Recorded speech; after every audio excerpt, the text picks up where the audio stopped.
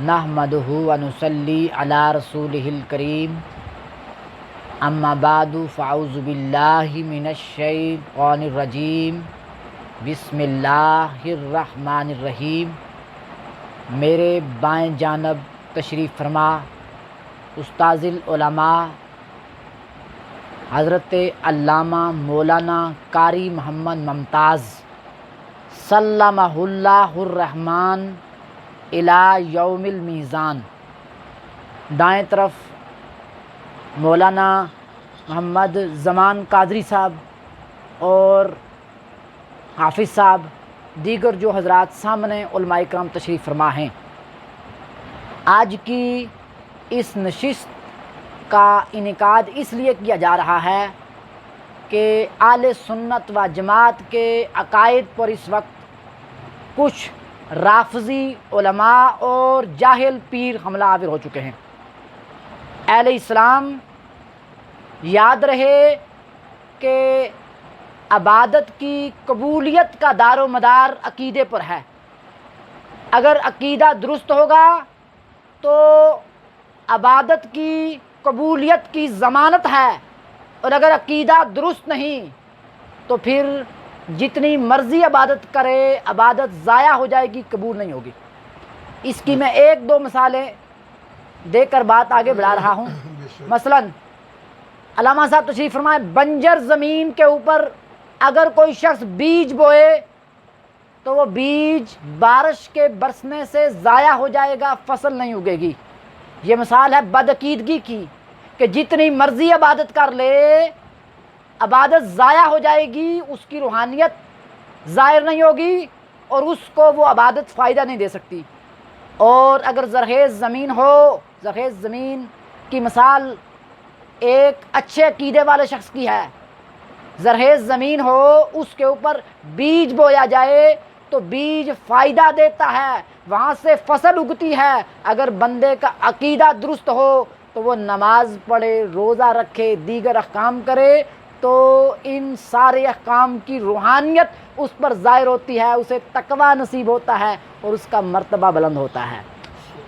اس کی ایک اور مثال لے لو کہ یہ جسم، ہماری باڈی، جسم، اس کی مثال اعمال کی ہے اور شرع کی مثال عقیدے کی ہے۔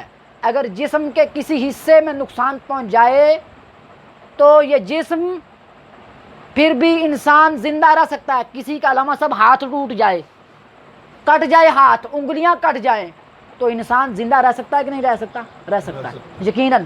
لیکن اگر شاہ رگ کٹ جائے تو انسان زندہ نہیں رہ سکتا۔ شاہ رگ کو عقیدہ کہا گیا ہے، شاہ رگ کی مثال عقیدے کی طرح ہے۔ اگر کسی کا عقیدہ سلامت نہیں رہا تو وہ شخص جتنی مرضی عبادت کر لے وہ اس کے اعمال ضائع ہو جائیں گے، وہ اعمال اس کو فائدہ نہیں دے سکتے۔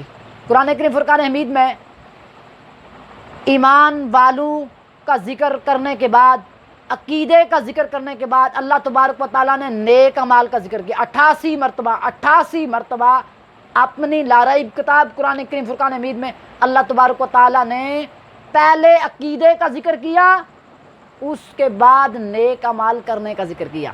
اس سے پتہ چلتا ہے کہ عقیدے کی افادیت کتنی ہے، عقیدے کی اہمیت کتنی ہے، عقیدے کی عبادت میں ضرورت کتنی ہے۔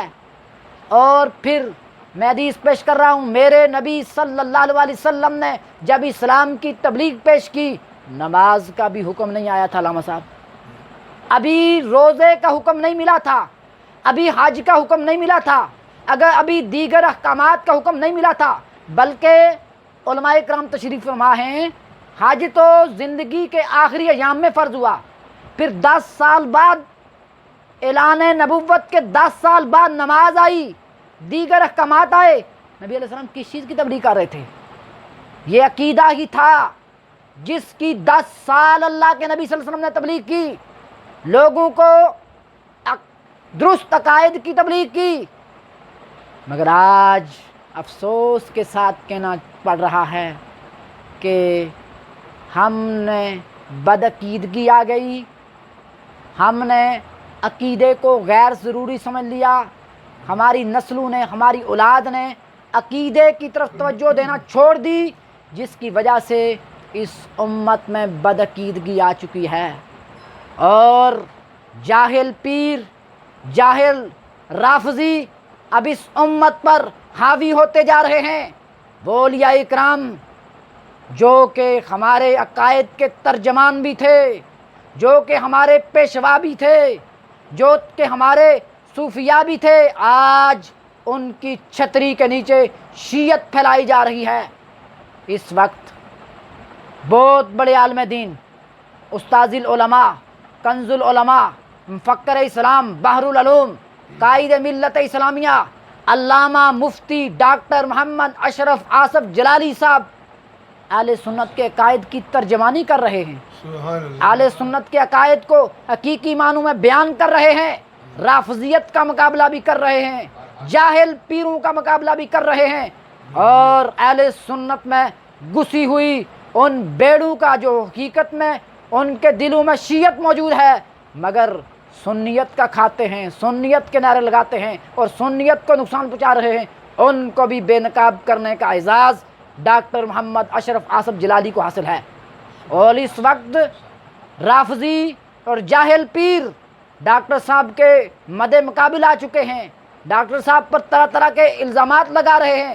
ایسے میں ضرورت اس امر کی ہے کہ علماء جہاں بھی ہیں اپنی اپنی جماعت کو اکٹھا کریں اور ڈاکٹر صاحب کی تائید کا اعلان کریں۔ بے گناہ بے خطا سیدہ زہرا، بے گناہ بے خطا سیدہ فاطمہ، بے گناہ بے خطا سیدہ فاطمہ، بے گناہ بے خطا۔ سیدہ فاطمہ۔ اس کے بعد استاذ العلماء حضرت علامہ مولانا قاری محمد ممتاز صاحب اپنے خیالات کا اظہار فرمائیں گے اور اس کے بعد دعا ہوگی۔